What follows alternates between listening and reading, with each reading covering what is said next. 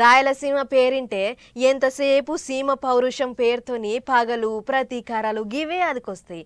కానీ వాళ్ళు కూడా దేవుళ్లకు చాలా పెద్ద భక్తులే ఉన్నారు. మన దిక్కు సమ్మక్క సారక్క జాతర ఎంత సంబరంగా అవుతుందో అటు రాయలసీమ దిక్కు గంగమ్మ జాతర కూడా అంతే ఘనంగా అవుతుందట. మరి ఇక జాతర షురువైందంటుర్రు. ఇక మనం కూడా అట్లా గంగమ్మ తల్లి కడిగి పోయొద్దాం పారి.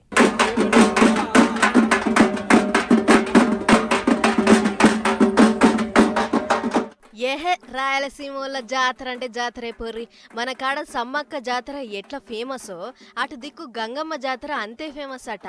అన్నమయ్య జిల్లా లక్కిరెడ్డిపల్లె మండలంలో ఉన్న అనంతపురం అనే ఊళ్ళో జరిగే గంగమ్మ జాతర అటు దిక్కు బగ్గా ఫేమస్ అట. ఇక పండుగ చేస్తారని ఇట్లా ఎరకైందో లేదో భక్తులంతా బండ్లు కట్టి గుడితో పట్టిర్రు చూడుర్రి. ఇక డప్పు సప్పుళ్ళు కొమ్ము బూరలు ఊదంగా కళ్ళు సాకబోనాలతోని అమ్మవారికి ఎట్లా పడుతున్నారో ఇక ఇటు అమ్మవారిని కొలుసుకుంటూ వస్తుంటే అటు కొంతమంది అమ్మలక్కలు తడిబట్ట తానాలతోని అమ్మవారి ముందు పొర్లు దండాలతోని పబ్బతి పడుతుర్రు. గిట్ల పబ్బతి పడితే పిల్లలు లేనోళ్లకు పిల్లలు అవుతారట.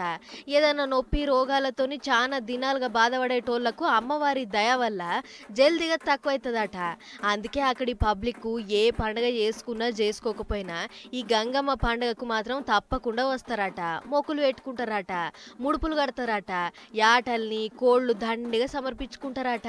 ఆడనే తిండి తికానా చేసిపోతారట. అగో గుడి పూజారి ఏమో చెప్తుండి నూరి. చెల్లు యాదవ వంశీయులు అంటే అనంతపురం పూజలైన అమ్మవారు యాదవ వంశీయుల ఆరాధ్య దేవత అనంతపురం గంగమ్మ తల్లి తిన్నాల 3 రోజులుగా జరుగుతుంది.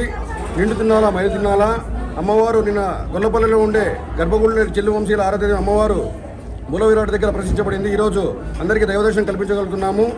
అదన్నట్లు ముచ్చట.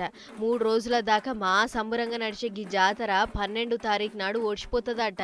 ఇక అటు భక్తులు కూడా ఇప్పుడు పోతే మళ్ళా ఏడాది దాకా రాదని గంగమ్మ కాడికి శీతం పట్టకుంటొచ్చిర్రు. ఈ మోక చూస్తుంటే జాతర గట్టిగానే జరిగేటట్టున్నది పోర్రి.